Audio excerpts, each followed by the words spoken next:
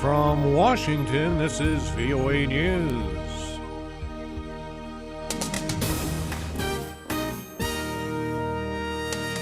No movement in Syrian peace talks. Deadly winter storm slams the southeastern U.S. I'm Ray Kouguell reporting from Washington. Talks in Geneva between Syria's government and opposition continue despite no sign of progress. The opposition called Wednesday for creation of a transitional governing body that would oversee a ceasefire under UN monitoring. The plan was presented to Syrian government negotiators and to international mediator Lakhdar Brahimi. An opposition spokesman said there was no immediate Syrian government response to the proposal. A deadly winter storm that's coated much of the southeastern United States with ice is moving up the east coast, taking aim at the mid-Atlantic and northeast. Some cities can expect more than 30 centimeters of snow by the end of the day Thursday.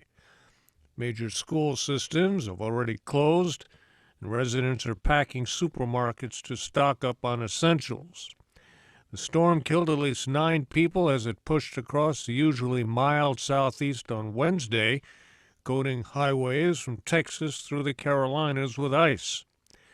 Heavy ice has brought down trees and power lines, knocking out electricity to hundreds of thousands. Airlines canceled thousands of flights.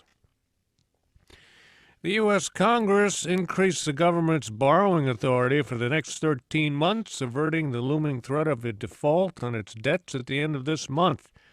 The Senate approved the legislation completing action on the measure and now sends it on to President Obama for his signature. Boston Marathon bombing suspect Dzhokhar Tsarnaev will face trial November 3rd. Prosecutors say they'll seek the death penalty for the Russian-born Tsarnaev. He's pled not guilty to 30 federal charges. Prosecutors allege a 20-year-old and his older brother Tamerlan planted homemade pressure cooker bombs near the Boston Marathon's finish line last April. They killed 3 people and injured more than 250 others. Tamerlan Tsarnaev died following a shootout with police. France's defense minister says the Central African Republic must not be allowed to split as warnings continue from human rights groups that massive ethnic cleansing is taking place there.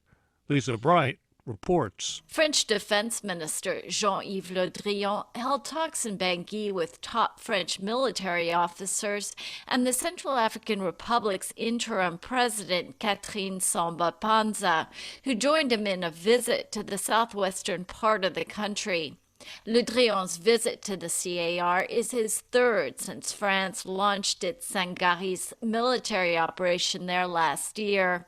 It coincides with warnings by 2 top rights groups, Amnesty International and Human Rights Watch, of ethnic cleansing in some places, targeting the country's minority Muslim population. Roughly 1,600 French troops and 6,000 Africans are in the CAR to try to restore security amid horrific violence between the country's Christian and Muslim populations. Lisa Bryant for VOA News, Paris. Canadian ice hockey player Megan Augusta received a nice gift on her 27th birthday and provided one too. Augusta tallied 2 goals and an assist to lift Canada to a 3-2 win over the United States in a preview of the expected gold medal match at the Sochi Olympics. Norway leads the overall medal count with 12, followed by Canada and the Netherlands with 10. North and South Korea have held their highest-level talks in 7 years, raising hopes for improved relations between the 2 countries. VOA's Daniel Scharf has more. North Korea requested the unexpected high-level talks that opened Wednesday. South Korea says there is no formal agenda or timetable, but that the talks would include plans for family reunions. Officials from the 2 Koreas met in the truce village of Panmunjom along the heavily fortified border known as the Demilitarized Zone. Kim Yong-hyun is a North Korean studies professor at Dongguk University. He says the stepped-up dialogue indicates North Korea wants to present a better image and resume six-nation negotiations on its nuclear programs. But Washington, Seoul, and Tokyo want to see sincere gestures from Pyongyang before returning to negotiations. Daniel Sheriff, VOA News, Seoul. Pioneering U.S. television comedian Sid Caesar, who set the standard for TV comedy in the early 1950s, has died at 91. His legendary series, Your Show of Shows, rejected typical TV slapstick in favor of sketches showcasing the best and sometimes worst of human behavior: ill-tempered bosses, angry husbands, life in suburbia, and pretentious professors. Your Show of Shows also parodied foreign films to highlight Caesar's ability to speak in realistic-sounding Russian, Japanese, and French dialect, which was actually gibberish.